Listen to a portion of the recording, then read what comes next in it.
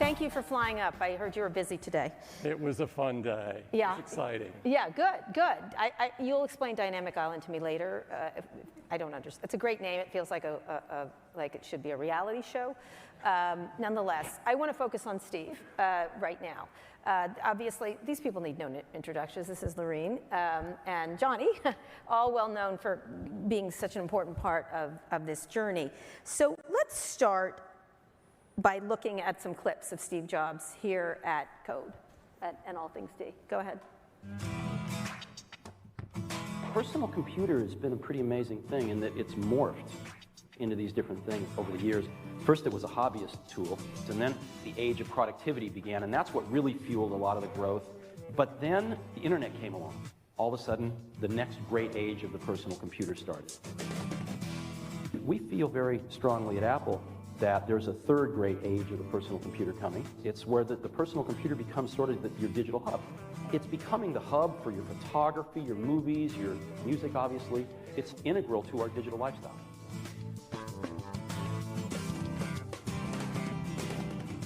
No plans at the current time to make a tablet.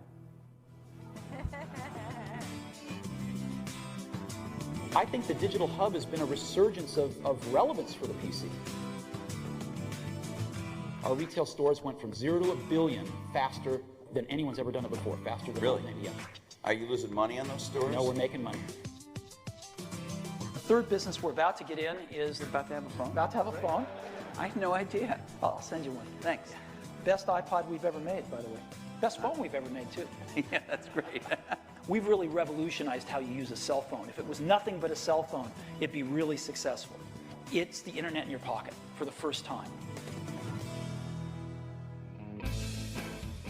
Generally, we were both the youngest guys in the room. And now, I'm the oldest guy in the room most of the time. And that's why I love being here. And Steve is so known for his restraint. I have one of the best jobs in the world. I'm incredibly lucky to hang around some of the most wonderful, brightest, committed people I've ever met in my life. And together, we get to play in the best sandbox I've ever seen and try to build great products for people. That's what keeps me going. And it's what kept me going 5 years ago. It's what kept me going 10 years ago when the doors were almost closed. And it's what will keep me going 5 years from now, whatever happens. You know, there's nothing that makes my day more than getting an email from some random person in the universe who just bought an iPad over in the UK and tells me the story about how it's the coolest product they've ever brought home, you know, in their lives. That's what keeps me going. That's great. That was, I think that was his last interview. I think it was just before he died.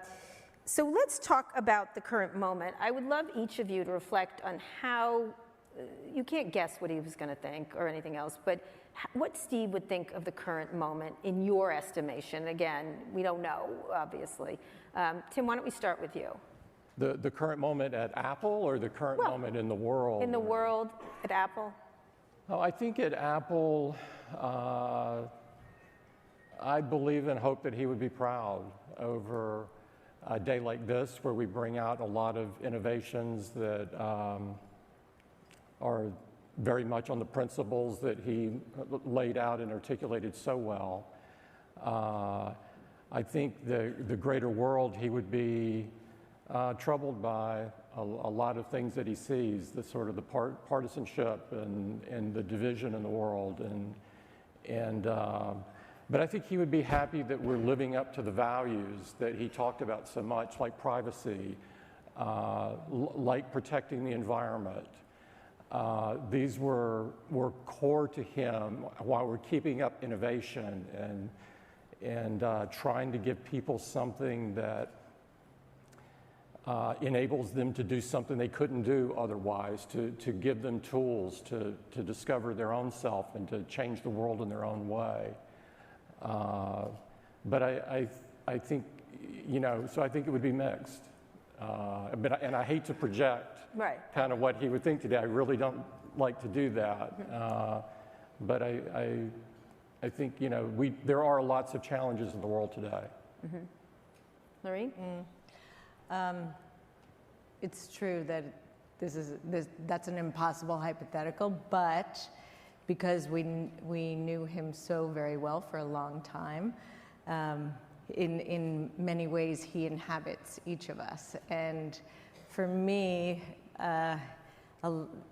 often the way I make sense of the world, I have sort of, you know, the resonance of his voice in my head often.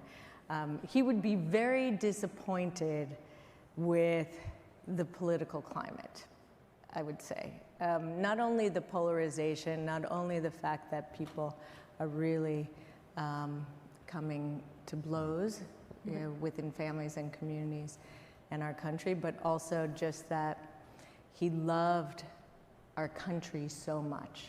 He loved California so much, but he loved our country. He loved the idea of America. He loved what it allowed the individual and the communities to become.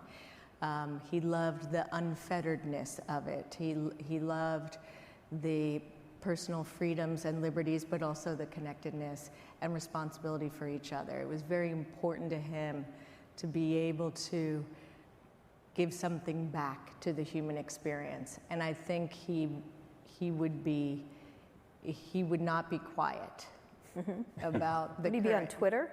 Would he be on Twitter? No, he wasn't a big fan of social media, mainly because of the business model. But he would not be on Twitter. No, he would be speaking out easily and often. Yeah. His emails and letters were like tweets, though. They were short and kind of sweet. I remember when you introduced Ping. Ping? Ping. That was some social network. Yeah, he came out really well. He came out of the room. You know, he comes out after he gives a speech in the room where people are looking at things, and he came out and he goes, "What do you think?" I said, "I think it sucks." And he goes, "Yeah, I think so," right away. And he goes, "I hate social media," which was interesting. And it wasn't because he wasn't social or anything like that. He just couldn't figure it out. Johnny, what do you think? Not on that particular Ping, because it did suck. But go ahead. It's certainly disappointed. I would actually, I don't know. I could imagine him being sort of mad / furious, but also combined with, you know, that sort of compassion and love for the ideals that Lorene described. I think both of those are fabulous fuels to be effective, and I think he would have brought his curiosity and a lack of fear to have ideas. But I think certainly would have felt that, you know, there's an imperative here. But you know when he used to talk about it's important that you find what it is you love. I used to think that was because, you know, it's nice to feel warm in your tummy. He actually described that as being, you know, because if you're going to do something that's really hard, you need that sort of fuel. And fury and love, I think, are wonderful fuels, and I would expect they would be a mixture of both. So talk a little bit about one of the things that he did, and it gets attention now and again, his quotes, and it was at a code conference, or an All Things D conference, about privacy. That was something he talked about very clearly, plain English and everything else. Where do you think, this is something you've done at Apple a lot, it's been a big core value to the company, it's been good for marketing, people feel safer on it, it's good for sales. Talk a little bit about the issues around privacy now, how you're looking at. Yeah, you know, Steve really ingrained in the company in the early days the importance of privacy. And it has only grown with every year that has passed since then. He saw I think it was at D8 that he spoke about privacy here in 2010, I think it was. And he put it in such eloquent and simple terms. It means asking people's permission, asking them repeatedly. And it has been at the heart of how we view privacy. And so, you know, we believe that privacy is a fundamental human right. And we see a world where privacy takes a back seat, and you have this sort of surveillance kind of mode everywhere, that this is a world where people begin to do less and think less. They begin to alter their behavior because they know they're being watched. And this is not a world that any of us want to live in. I think he saw that and saw that well, and I have every reason to believe that he would have put up a good arguments and good fights along the way. Which you have been attempting to do in lots of ways, Yes. whether it's around advertising or anything else. Well, what we felt is that people should own their data and they should make their own decision. And so what we believed is that people should be empowered to be able to make that decision in a really straightforward and simple manner, not buried 95 pages deep in a privacy policy somewhere. And so that's the way that we've looked at it, and we continue as each year goes by to try to give our users, to empower them to make those decisions for themselves. And you see the features that we've rolled out over time that do that. We are not trying to make the decision for them. Well, you have by de facto become, because of this core value of this company started by Steve, you've become the de facto regulator in that regard, because regulators haven't stepped in. Yeah, we're not just trying to be a regulator, Kara. All we're trying to do is give people the ability to make the decision for themselves. Do they want to be tracked? Is this something that they're by freely making the decision to do? And so we're presenting them the ability to make that decision. And we just keep trying to do that more and more and more as time goes on. So, Johnny, we were talking earlier about care, when we talked earlier this week about care and design. And that's another thing, because a lot of the stuff that's been rolled out that have been privacy violations have been rolled out without care. That's, without consequences, without intentionality, or just lack of caring about the consequences. Talk a little bit about the idea of care and design. I think care is a tough word in some ways to understand. I think it's easier to understand carelessness, which is, I see, it being a disregard for people. Carelessness to me is just seeing people as a potential revenue stream, not the reason to work immoderately hard to really express your love and appreciation for the rest of the species. So for us in our practice of design, I think care is very often felt and not necessarily seen. And I think, and I know it's something that I think the three of us feel strongly about, that sort of care that is, Steve talked about, the carpenter, the cabinet maker that would finish the back of the drawer. And it's that you're bothered beyond whether something is actually publicly seen. You do it not because there's an economic interest. You do it because it's the right moral decision. And I think particularly as a designer, I think it's very often in the very small, quiet things, like worrying about how you package a cable. You clearly worry about that a lot. Yeah. I worry about that ever such a lot. It shows. And Steve worried about that a lot as well. And I think it's that sort of, that preoccupation. When you're sat there on a Sunday afternoon worrying about the power cable that's packaged as a ziggy-zag thing, and you're going to take that little wire tie off. When you're sat there on a Sunday afternoon worrying about this isn't really very good, the only reason, I think you're very aware that the reason you are there is because I think our species deserves better. It deserves some thought. And it's a lovely way of, I don't know, I think you feel connected. Right. I remember once Walt came back from visiting him when they made, when Microsoft made their, what was it, the Zune? Zune. The Zune. The Zune. Yeah. I don't know what you're talking about. Yeah. Well, it was a Microsoft version of the iPod, really. And apparently Steve had not seen it, and Walt handed it to him, and this is what he did. Walt handed it to him, and he went like this. Very dramatic. Very Steve. He goes, I cannot touch that. That is disgusting, essentially. You know, he was doing it for Walt's benefit, but he was repulsed by the design. He was repulsed by of what it was. Whether it worked or not, I don't care. Let me talk about this idea of care around creation, because you're doing a whole lot of different things now, but the idea of that seemed to be something that mattered, and some people thought it was niggling details, fastidiousness, whatever it was. How do you look at that?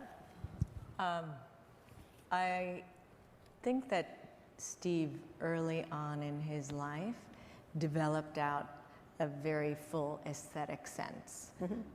Certainly before I did, and he noticed details of everything, the way that the floor meets the walls, meets the ceilings, the way that the lights are either recessed or not recessed, whether or not the sconce design allows for the kind of illumination that it's meant for. All things like that.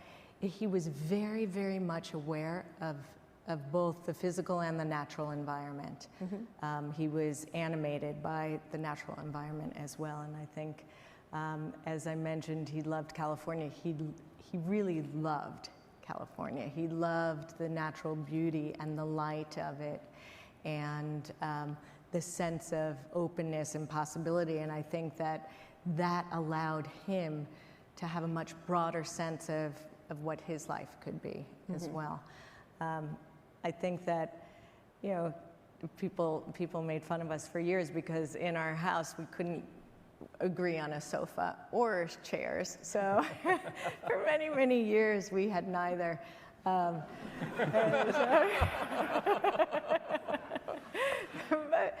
But mainly because we really, you know, there were so many details that we had to agree on. Yeah.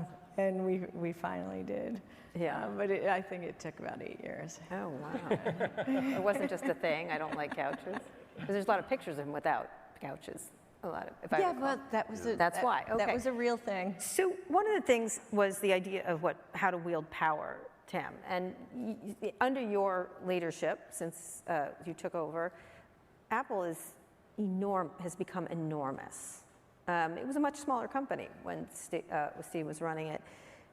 How do you look at that idea? Because, you know, one of the things that Apple's undergoing now, all of tech is undergoing scrutiny around power, about the power that these companies have over people. I'd love you to sort of reflect on the idea of what the concepts were at the beginning, because one of the things Steve did was push against power, that famous ad, obviously, and he talked about it a lot, the idea of he didn't seem to like power, but now this is probably the most powerful company in tech, or one of them.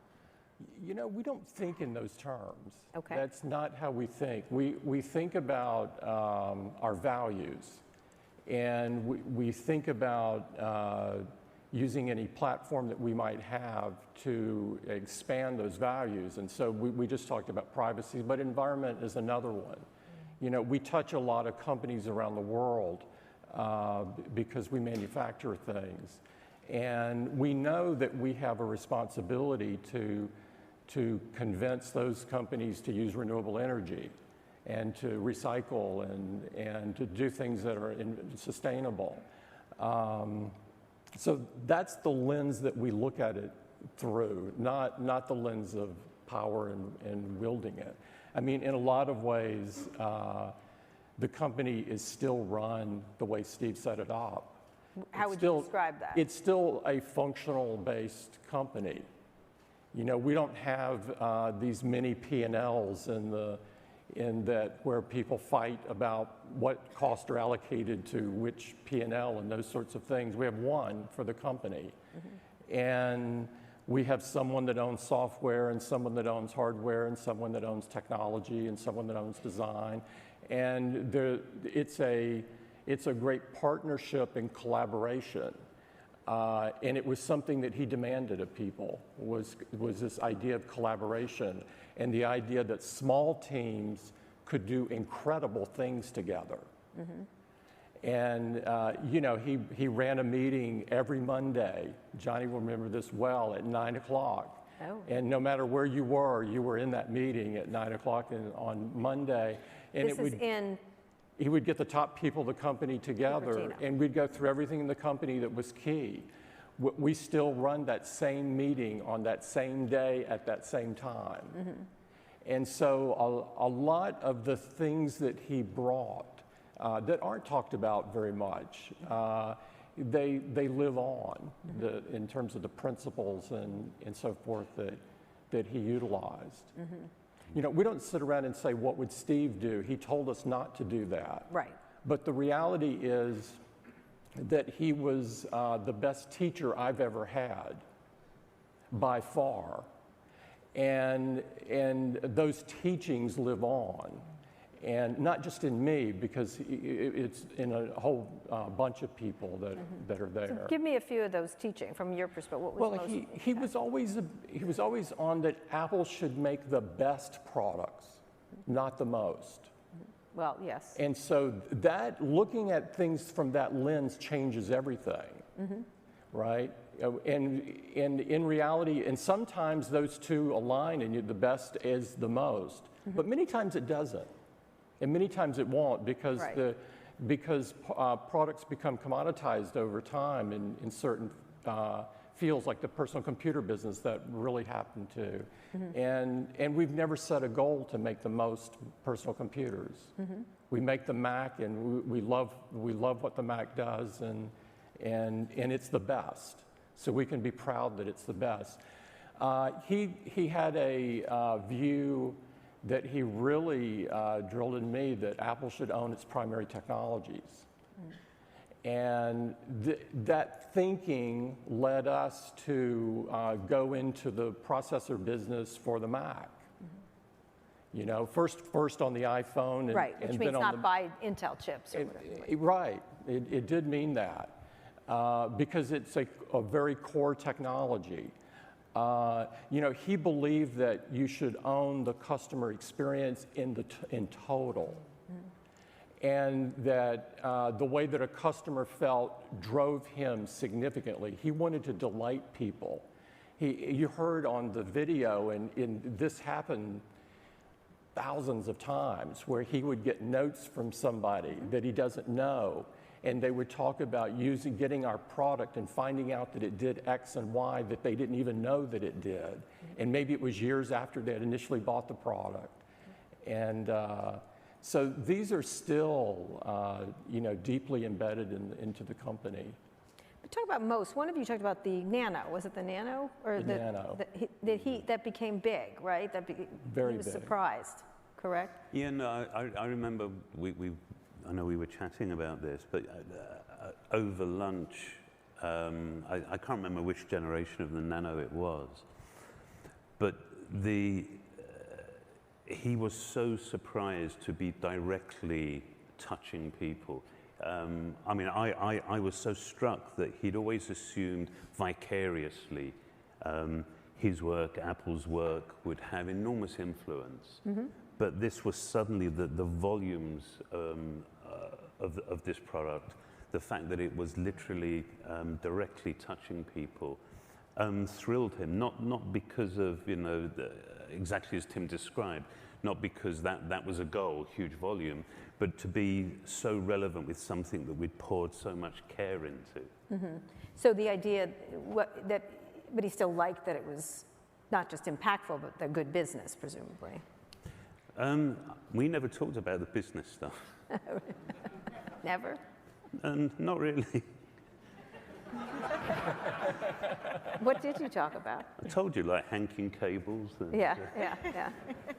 But I was, I don't know, we talked about a lot of stuff that was really about how we saw the world.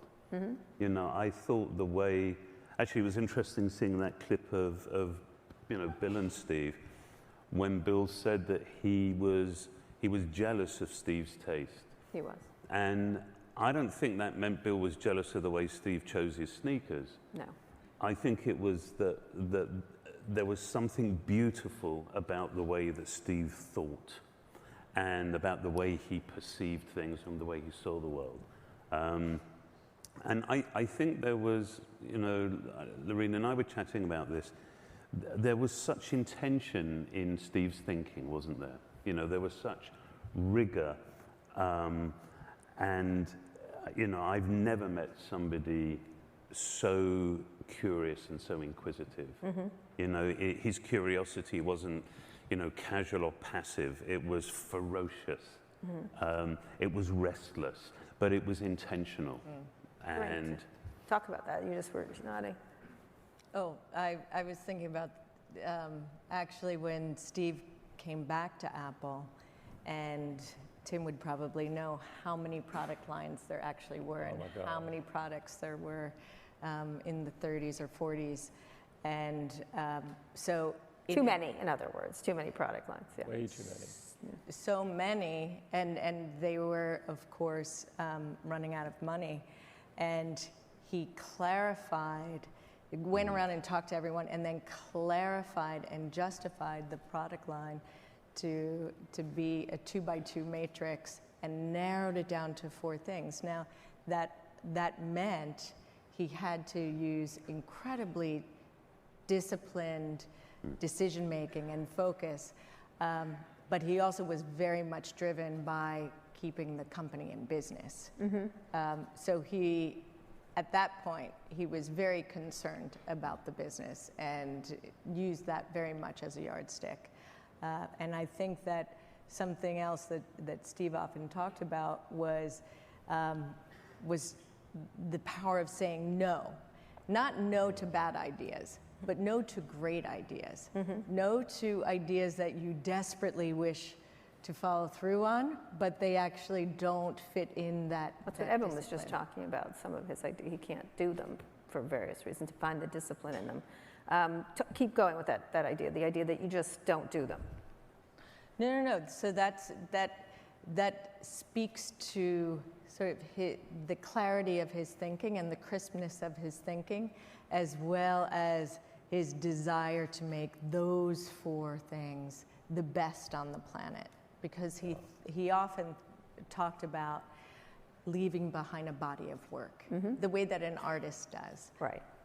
And so he would, when you want to have a body of work, you want it to be great. So talking about that idea of creativity, one of the things he talked about a lot when we talked was about mixing the art and the commerce and the technology, which I think has been lost rather significantly. I'd love it from your perspective, Tim, when you think about what you're making now, do you think, how hard is it to marry those things without the person who talked about them all the time? I think, you know, Steve's vision for Apple was always to stand at the intersection of the liberal arts and technology, was to always be there.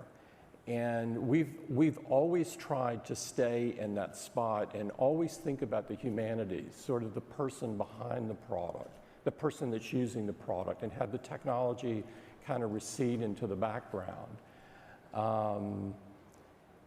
And time again, he showed that he was doing that. And he would make bold decisions on focus, as witnessed by, I think he even shared on one of these stages, that he initially was going to work on a tablet when he saw multi-touch and decided, no, this could be a phone. And the phone was more important than the tablet. And so he took what was arguably a great idea and shelved it for years. This was not a, you know, let's delay it a couple weeks or a year or something. This was multiple years. And iPad, as you know, people love the product. So delaying it to the phone. He did lie about the phone on stage to us, absolutely directly, and then laughed about it the next year. And we go, did you lie to us? He goes, I did. I think initially, Steve was very concerned that Apple could not control the product. Yes, the orifice thing. In a way that would make it the best product. He was worried that the carriers would direct the design of the product. And so he was very worried that that would wind up being a Yes. product that Apple should not be doing. And so it was not until he saw a way to change that that he became a huge proponent of Apple in the phone business. He did on stage at Aldingsy. He said, "I don't like crawling through orifices," which we were like, lovely. That sounds Yeah, I was just wording it a little differently. Yeah, right. Well, he was talking about phone companies. And that's why you saw that picture of Walt and I going through the orifice. But one of the things that was interesting about it was getting control of that. Getting control of whether Bob Iger talked about that, getting control of content, getting control of things that had been in powerful positions that prevented you from making things at that time, as I recall. When you think about that, Johnny, one of the things was design, the freedom of design. How do you look at current design right now of things compared to what you were making? I know you're working on a range of things. You can't talk about everything you're making. But how do you look at what's happened to design? That's a curious, I think we're so sort of preoccupied with what we're wrestling with that's fairly sort of all-consuming. I think the problems, the challenges are, remain the same.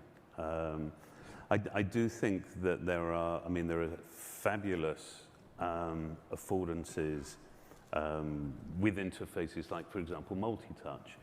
But we do remain physical beings, and I do think that there are opportunities, and sometimes I think potentially the pendulum may swing a little to have interfaces and products that are more tactile and more engaging physically.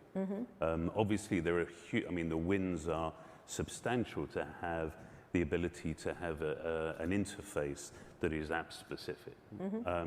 But I think there are examples where the interface is being driven by inappropriately by something like multi-touch. Like cars. For example. Yeah. What would a car you design look like? I can't talk to you about. I could ask the same. What would a car you would design? Oh, yeah, that's a good question for me. I'm not a car person, really. So I love beautiful old ones that are no longer safe to drive. So I find most electric cars soulless. I find them soulless. Yeah, that's why I can't buy one yet. I would say I know you guys don't love the design of Tesla, but I appreciate the degree of its safety.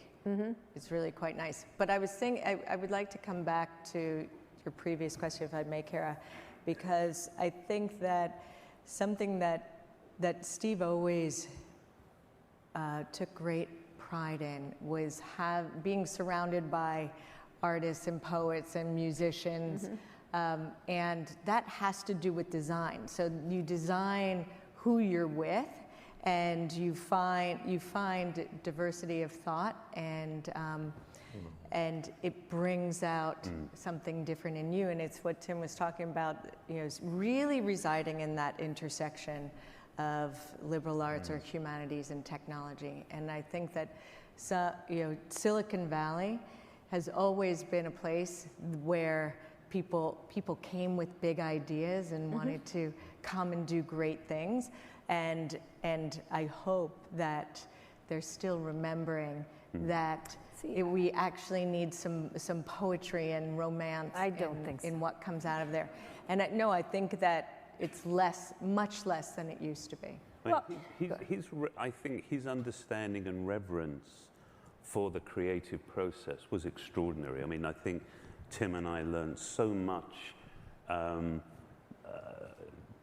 just going through the process with Steve. But I think the way the process tended to work was there was thinking, which is why being intentional about your thinking, being very self-aware. But from your thinking, ideas emerge. And I think the one thing that, Tim and I talked about so much was the nature of ideas. Ideas are fragile. They're not resolved. If they were resolved, there wouldn't be ideas, there'd be products. And one of the things that happens, and I think one of the huge challenges, particularly amongst large groups, is that when you're talking about an idea, often the thing that is easiest to talk about, that is measurable, that's tangible, are the problems. And he was masterful at helping people, of course, not ignore the problems, but to remain focused upon the promise, the vision of the actual idea. And there was a wonderful reverence, I think, that he had for the creative process. And I think most artists and designers, even if it's self-preservation, I mean, if you're being expected to produce an idea and you know that ideas don't oblige, you know, it's that you can't predict when you're going to have a good idea, I think you tend to need to focus on process and the discipline of trying to increase the probability of a good idea. You know, as I was thinking about this, one of the things that I have felt over the many years is that, you know, Steve was not an easy subject. He had a lot of edges to him, but it was more around passion, and it was more around being difficult for a good reason. You know, sometimes, I mean, he looks so calm in comparison to today's moguls. He'd park his car somewhere weird, and that was the biggest controversy of the moment. You know, he didn't like tweet penis jokes at the president or something like that. So what? He drove his car, and I don't care at this point. It seems very benign, all the kind of some of the stuff he was doing. But one of the things I was thinking is this idea of you were talking about why you're making something to be beautiful for ideas. It's been replaced by a rapaciousness. It just has. There's no beauty in it. It's soulless, and it feels. It doesn't feel soaring. How do you think about that, Tim? Like in terms of keeping that there, because there is the pressure for earnings, there's a pressure for things, and you and I talked about that in one of our interviews. We don't have to talk about specific people. We were talking about Mark Zuckerberg at that time, and I said, "What would you have done?" And you said, "I wouldn't be in this place in the first place." Broader than that, how did we get in this place in the first place? Because I do think the death of Steve Jobs sort of changed something in the atmosphere, and people that rose up, you know, for all his flaws, were not up to his speed. Maybe you don't agree with me on that. I think Silicon Valley's not monolithic. No. And so it's not monolithic, and so I think it's hard to paint everything with one roller. Although people revered him more than anybody as a... Oh, I revere him, as you know. Yeah. And so I think he's a measuring stick that when you compare most people to are always going to fall short of. And that's great. He was a one in a century plus kind of person, I think, and in most every way. And he was also demanding, and he was passionate about his point, and he believed that you get a better answer by debating. And so a lot of what people might not understand about him was he would debate just to get the subject going, sometimes taking a position that he didn't even believe, and just to get the discussion going, because he was so convinced if you examine this thing from outside and in a deep kind of way, in a very thoughtful kind of way, you would arrive at a better decision. And I think, yes, I think that's something that not just founders, but everyone can learn from. And I think having the learnings from him moving forward is something that is very important, because I do think that he was a one in a gazillion kind of thing. And it's certainly, from my point of view, he changed the trajectory of my life. And I can't imagine learning from anyone else the amount that I learned from him. You know, it was just, and it was a daily kind of thing. You know, he demanded innovation everywhere. Obviously, he demanded it in products, but he demanded that marketing be innovative. He demanded that operations be innovative. He wanted every single thing in the company to be the best. And he had the examination ability with his thinking to go very deep on almost everything in the company. It was a very unusual skill set that he had. And so I think we can all learn from that in our own lives, both personal lives and in business. Well, the debating thing is interesting because I do think one of the things, someone was asking me what the problem is, and I'm like, they're surrounded by people who they pay, they own, and they don't have anyone disagreeing with them. There's no disagreement, there's no debate. Everyone is in violent agreement together, and then they feel victimized as a group. Yes. You know. Where there was always debate with him. There was always debate. I know there was a folklore that you didn't debate him. That's not true. In fact, if you didn't debate him, he would kind of mow you down. And he did not work well with those kind of folks that would not feel comfortable in debating and pushing back. And it was a very different environment for me. Because I came out of an environment that was more hierarchical in nature, and you sort of, each person agreed with the higher level person before you entered a room, and there was no debate and no discussion. And what was your greatest debate with him over? Probably the way the initial iPhone was sold. What was your side? I was for putting it in the subsidy model, and he was for the rev share. And his way was more creative and more different. My way would have scaled faster. At least I felt strongly, and so we were in quite a discussion about this for a while. It was a multi-year discussion. Okay. What about you, Lorraine? What was yours? What was the debate you would have as partners? What was With the Steve, debate I would have with Steve? Besides the couch. I mean, clearly. no. I mean, we were together for 22 years, so we pick your month, and we debated. So I want to finish up talking a little bit about some things you're going to do. Do you want to talk about the archive or not, or the? Oh yes. Go ahead. Yes. So what Kara's alluding to is a group of us, the three of us, and others who worked with Steve over the years, came together as advisors, and we have a lead historian and archivist in a small group that has established the Steve Jobs Archive.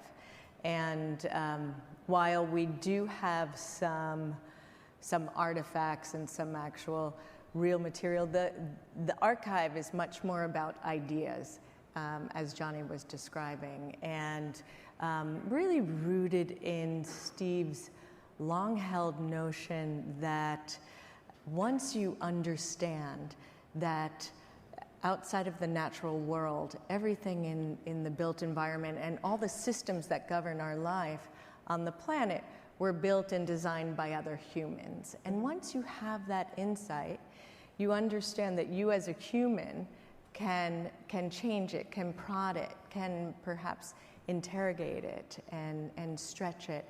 And in that way, human progress happens. And so he would reference the fact that everything that you're born into, the design of everything around you, the clothes that you wear, all of these decisions were made by someone else, and the actual artifacts were made by someone else. And so as humans, we have a responsibility to put things back into that pool of human existence in a way that benefits all and that moves things forward, and thereby we have human progress. So what is in the archive, this idea of? So we have, well, the archive has a website, Steve Jobs Archive, and then there will be some programs that we have. There'll be other products that I won't speak about at the moment. There's a lot of, over the years, very carefully, a very brilliant documentary filmmaker, has interviewed hundreds of people who have reminiscence, memories, experiences, really beautiful stories to tell about Steve and working with Steve, and so we've collected that as well. There's also a lovely body of stuff that's just Steve, that it's not somebody's interpretation of. And I think one of the things that we thought was so powerful about that was that you actually started to get a sense of how he did see the world. And it's not somebody trying to make sense of something he said or a way he behaved. You get to see, you know, a little note that he scratched or a way he annotated an email or a presentation. But when you see something directly, you start to get a sense of what he was thinking and why. And you realize how much he's lost, don't you? When you're trying, you know, when somebody else tries to make sense of someone's behavior. So what would he be doing now? My last question. We have a Zoom question from someone I know. And we have some questions from the audience. What would he be doing now if he had lived? What do you imagine he'd be working on? Just guess. Oh, I wouldn't want to guess. I think Steve was constantly changing, and so he wasn't static. He would take a firmly held belief and present it with new facts, would change like this. It was one of the great things I admired about him.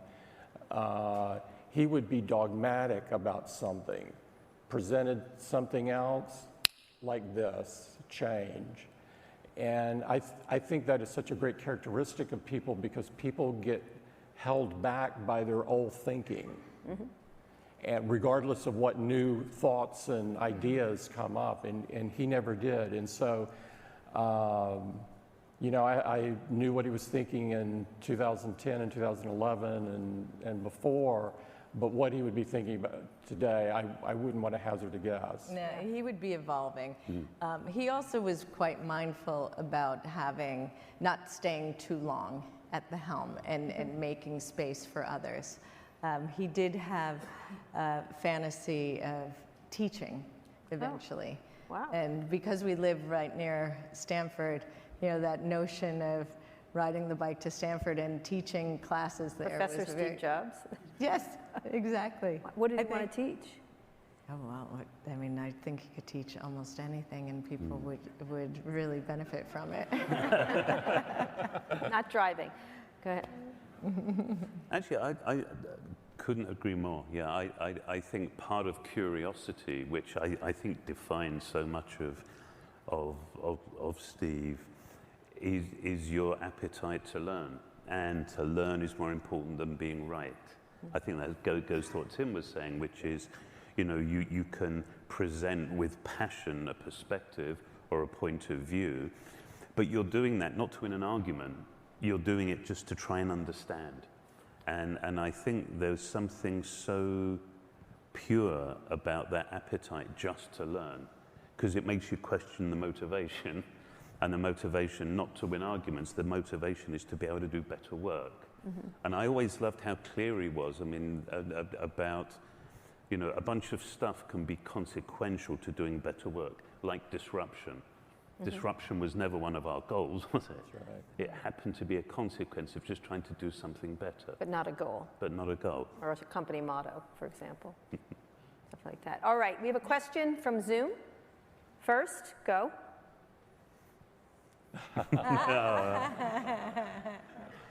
Hi, guys. I won't. Hi.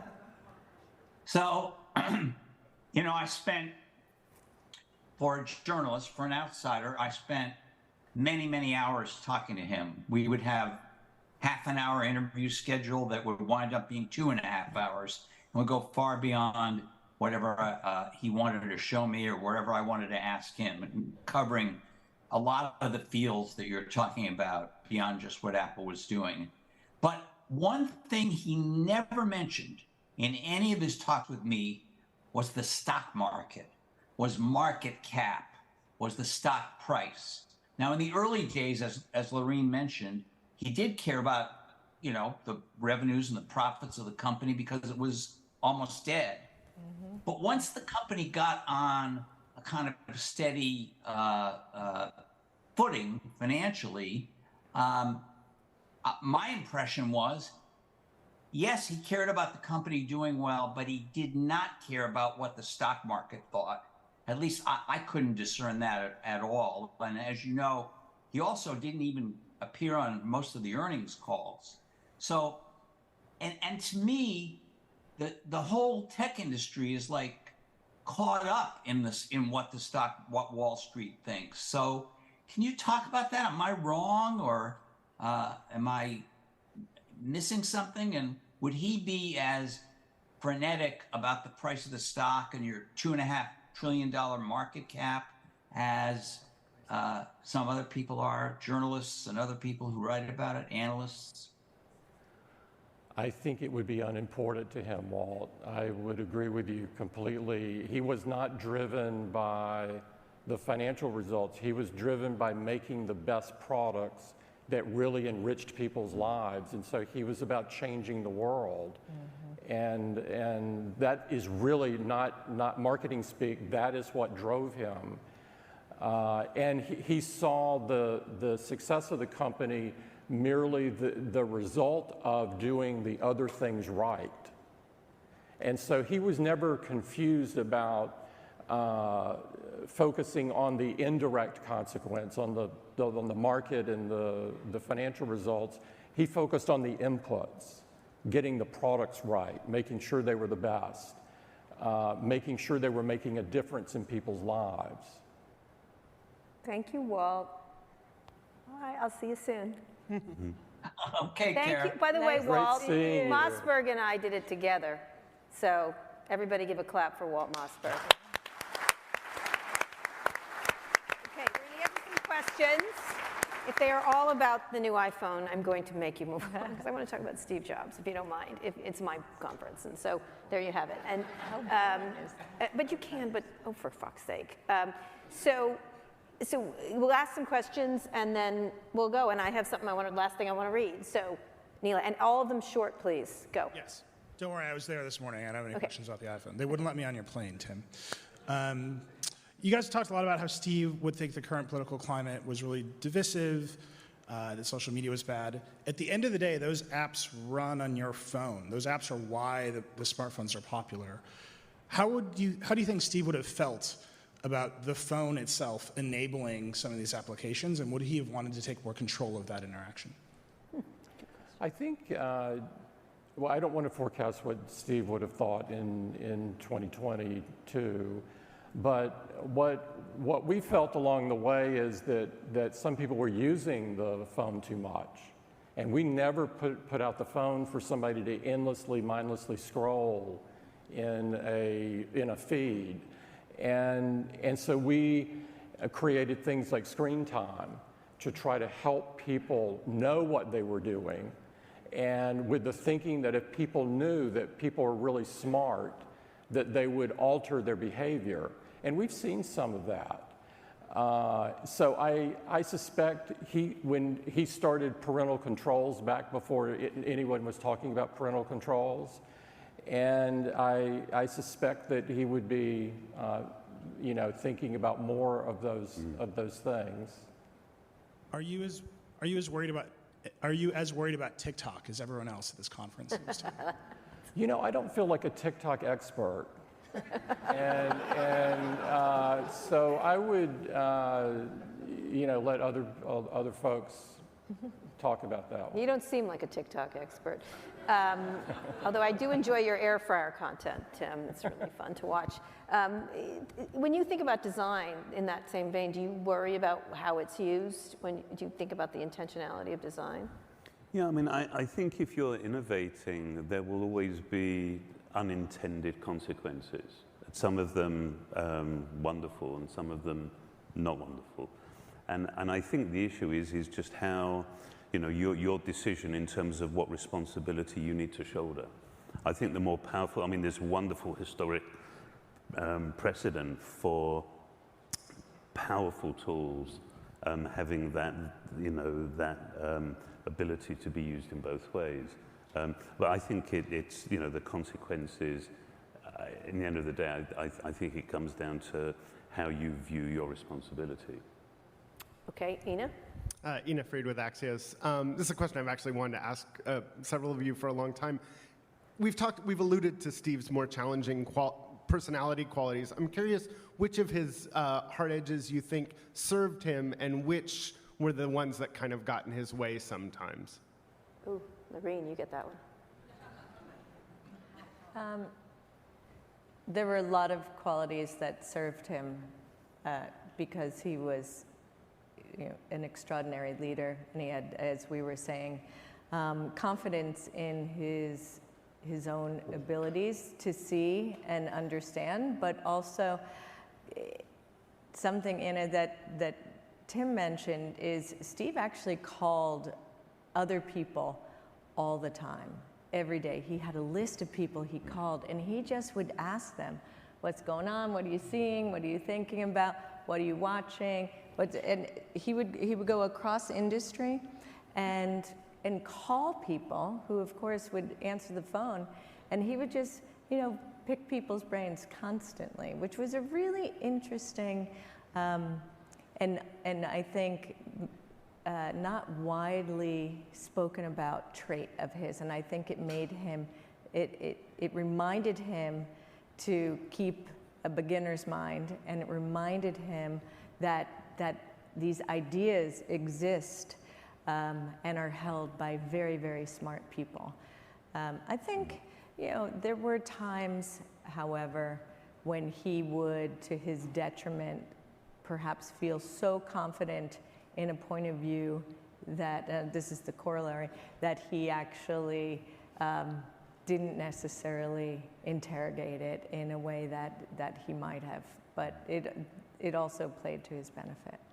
I think there's one thing that really struck me was that if you think of, you know, the behavior or the characteristics of somebody who is so curious and questioning, and then you try and think of the characteristics of a person that has the required resolve and focus to turn an idea, despite all the problems, despite all of the barriers, to turn that idea into something real.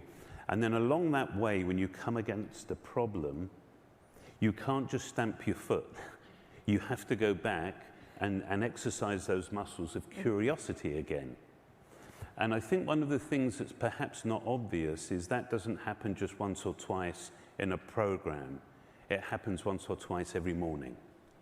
And I think that sometimes if you don't have that sense of context, it could look like antisocial behavior. Good question.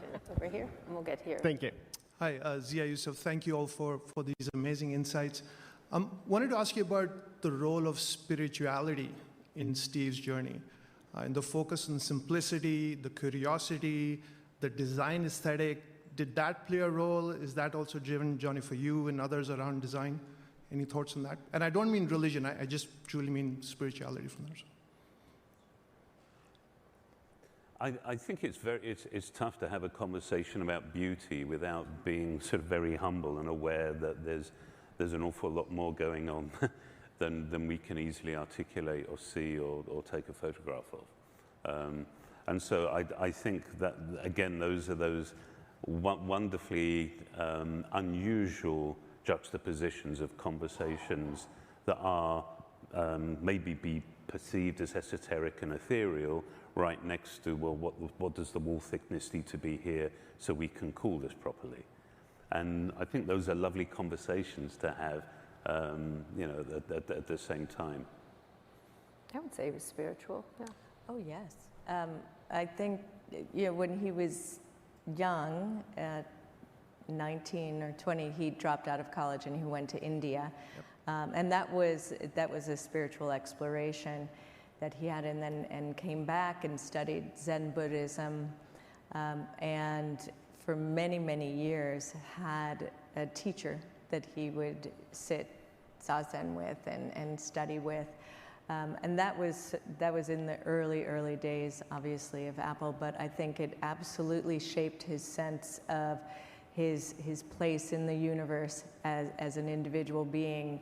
And also it helped shape his sense of time. And I think he had a very sophisticated notion, not only that our time, all of our time, is quite brief in the context of the rest of the natural world, but also the way to use your time in a very wise and deliberate manner. Okay, right here. Good evening, beautiful people. My name is Laquan. So we talked about connectivity being very vital to what Steve saw. And I think a big aspect of connectivity is communication. And communication was revolutionized with the iMessage, right? How do you think Steve would feel currently about the state of communication, specifically between people who aren't within the community of Apple and are part of the iMessage, but more so on the green side of things with Android? We've seen a massive divide there. So how do you think Steve would feel about adapting RCS, rich communication systems, that would normalize and streamline that? Yeah. Tim, can you bring peace to the phone wars? He always told me not to wonder what he would have thought, just to do the right thing. I don't hear our users asking that we put a lot of energy in on that at this point.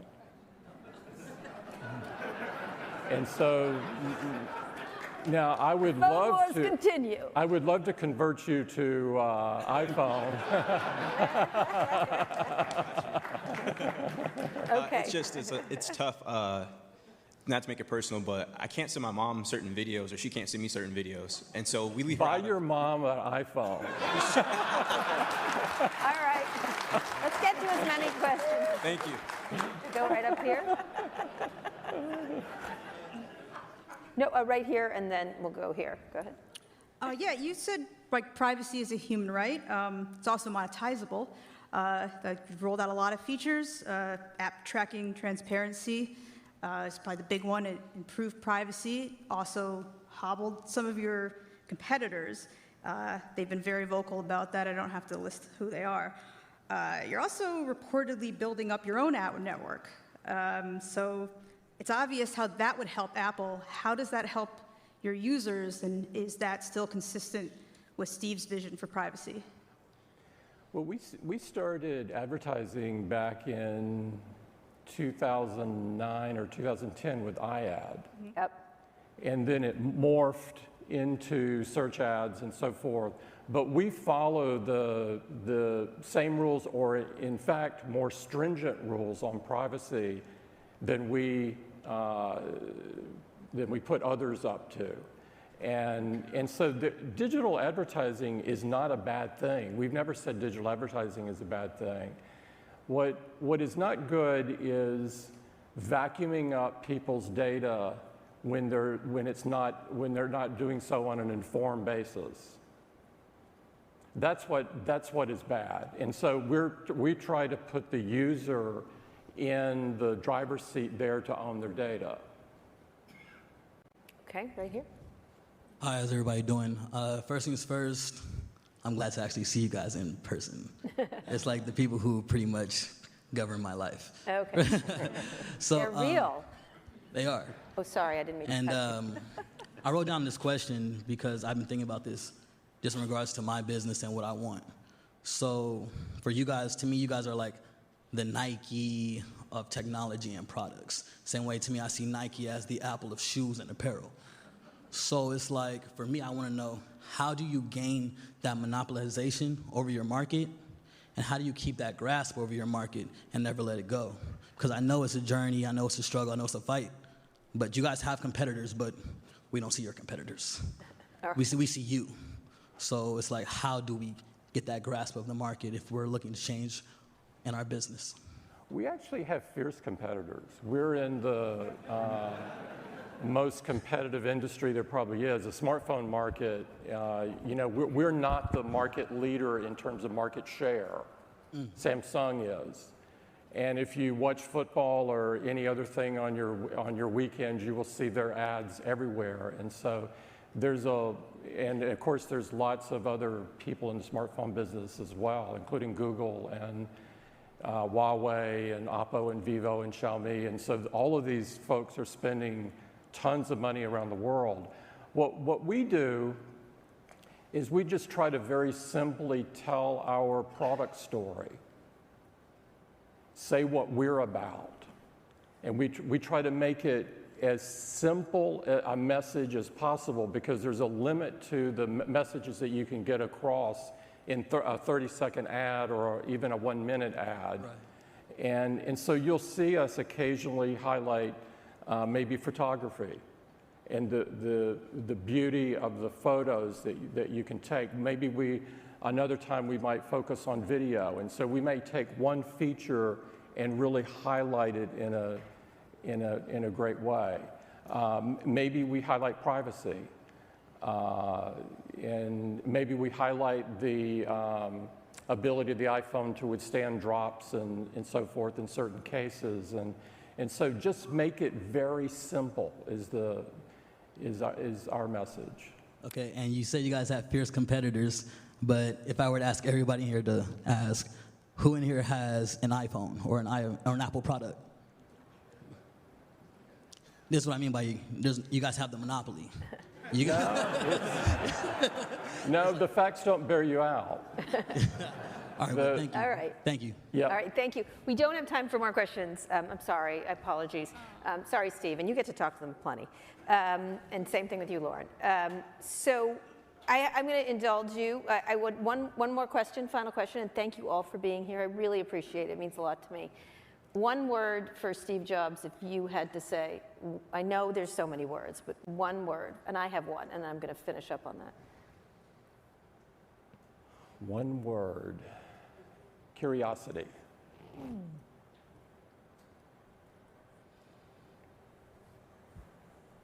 Go ahead, Lynn. I don't know, I'm still thinking. Johnny? That's an impossible question, isn't it? Yes. He wouldn't answer it. I don't know. Radiant. That's a great one. I would say pure. Nice. You could think of something. See? Yeah, I just need I'm going to say surprising, and I'm going to tell one Steve Jobs story, which took place at Code. We were in the back, and Walt he had just come off, and he had met, I think, Louis for the first time, when he was, maybe Louis or Alex. And he started asking me intense questions about how we had them, like a lot. And he never did that. Like, he was always interested in Walt. I was like the girl standing next to Walt most of the time for him, because he and Walt had a very interesting relationship. But he was really interested. He asked tons and tons of questions. And it was because he himself had been adopted. And he asked about adoption and this and that. And I said, well, I had the baby because I have a uterus and it's great. And so, but we're doing this adoption and that. And there were lots of adoption problems at the time for gay people. And he told me his whole story sitting there. It was amazing, which has been reported. It wasn't quite the same as been reported, but it was when he told the story about the doctor and his parents and this and that. And one of the things he did was say, you're not who you were born to. You know, because I was like, oh, I consider Alex, it's been Alex. I consider him my kid. I didn't have him, but he's my kid. I adopted him. And he said, oh, it's not who you're born to. And he talked about his adopted parents, how much he loved them. He was crying. He made me cry. When I think about it, I cry about it. And he went on and talked about it. And he said, just remember, it doesn't matter where you came from. Like, it's who you are and the people who love you. And it was, I was surprised. And that's what I would say about him. He was surprising as a person. And I had thought he was a very different, kind of not like that. And it was really quite a moment. And then, of all things, he hugged me, which I don't like. But he did. And it was really, I just couldn't believe it. I was sort of like, all right, I'll hug Steve Jobs. But the reason why I want to read the last thing from his, and this may make me cry, I read it every 3 months. And this is why we do the things we do. I think I'm not going to be able to read this. Remembering that I'll be dead soon is the most important tool I've ever encountered to help me make big choices in life, because almost everything, all external expectations, all pride, all fear of embarrassment or failure, these things just fall away in the face of death, leaving only what is truly important. Remembering that you're going to die is the best way to avoid the trap of thinking you have something to lose. You are already naked. There is no reason not to follow your heart. I think we'll end on that.